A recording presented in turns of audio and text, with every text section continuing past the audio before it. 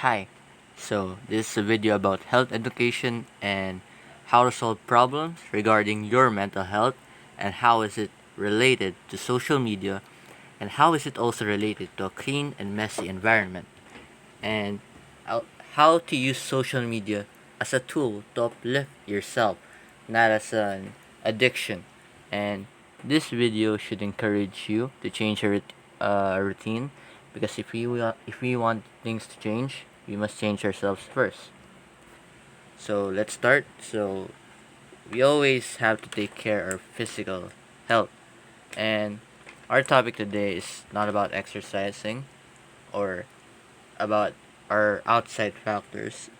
It's about what's inside our head or our brain, which is the mental health. And this is the an utmost importance right now because due to the pandemic, we are experiencing really a hard time, especially our country. And I made this video to help the people who are in need, how to adjust or how to lessen their worries in this kind of times. So our environment is really a huge factor on uh, how our day goes, and our environments we listen, what we read, uh, what's in our surroundings has a huge effect on how we think and feel and act. So by manipulating the environment, we can change our behavior, and that makes uh, a good change of routine, so you won't be stuck forever in a loop where you keep doing things over and over again. And that's why I made this video. And next one is, of course, mental health. A really good example is social media, uh, is Facebook. And so when I first used Facebook, so it's an R. I was on R's and R's, and I was really an avid user when it first came out. So it's the best place to socialize and plan events. Well, the reason most t- open time with Effie is not really planning or socializing, but honestly, all of us is using it because of the newsfeed. So the problem with it, the newsfeed is it is designed to put you in a trance because Facebook, Instagram, Twitter, any social media platforms want you to spend more time in their platform. So 1, 2, 3 hours, 4 hours mindlessly scrolling down and down, watching pointless videos and bombarded by ads to buy stuff that we don't really need. And the worst is of all is looking at better lives of other people that we know and comparing ourselves, which we shouldn't really do. And the solution for that is not delete Facebook, of course, but a change in environment. So what do I mean by that is there's in Chrome, you have an extension called Newsfeed Eradicator, where you eliminate the newsfeed when you open Facebook, and that makes it easier for uh, people to not keep scrolling mindlessly in social media. So this is an example, as you can see in the slide, where it's just a code. You won't be able to scroll down because it's eradicated due to the extension, and that makes it easier for not deleting the app, and it's just a change of environment.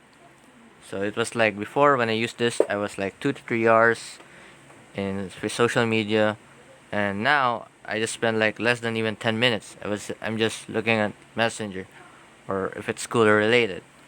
So it helps you because it doesn't give you anymore the cravings, the need to scroll down or look at something that doesn't really matter in your life. So it's like I forgot the newsfeed even existed. So it's like the biggest takeaway I can give you from this is the power of the change of environment. Another example is remove junk foods, and if you want to be healthy, you remove the junk foods and you put healthy foods in the refrigerator. So if you really want to change, look carefully at your environment. So ask this yourself is, am I in an environment that will make me do good habits or bad ones? So what changes in environment can benefit me? So you should ask those yourself, and it will really help you how to change. If you're not satisfied, or you're having a problem, or you're stagnant, or you're stuck in some part of life, this is a really helpful tool that we all need. That's an example, Shopee. um, Next is I want to talk about social media, how the big three affects us all, which is anxiety, depression. This is anxiety, depression, and stress. So due to high social media uses, about like everyone, 90%, like 90%, everyone uses social media. And due to high social media uses, anxiety, depression, and stress is being caused, being affected. All of us are being affected by it. And another statistic is the global average of social media usage is 2 hours and 24 minutes as a global, everybody in the world. But for the Philippines, it's actually 3 hours and 53 minutes. So the huge difference is really having a huge effect on us, especially our people. So I can give you stressors. The stressors of social media is I wanna highlight this, which is the highlight reel, or the wins, the best moments of our lives. We put there and we share to other people. And when we keep doing this, when we keep looking, the natural response is that most people is they compare their lives to other people's lives, which makes or insecurities are born. But I'm not saying that everybody is like this, but most are really like this. And you can say that you can do that for, or you look at them for inspiration, or you aspire to be like them. But of course, you can't really ignore that you want to be like them or be better than them. It's human nature. And another thing is, before TV, there's our celebrities, right? And we have to wait for a certain channel, a certain episode, so we have to wait. But now in social media, it's all the time. You can get, it's like a all you can eat buffet, where you can just click this, click that. It's all in your fingertips, unlike before. So it has a huge detriments in our life. Next is FOMO, the fear of missing out. And the problem with this is the fear of missing out is it begets social anxiety, or the fear of missing an opportunity. And that's a huge problem.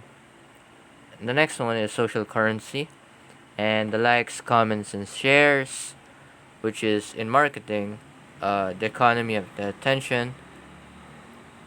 And in social media, we are the product, of course. We are the product in social media. To avoid FOMO, missing out. And the next one is online harassment.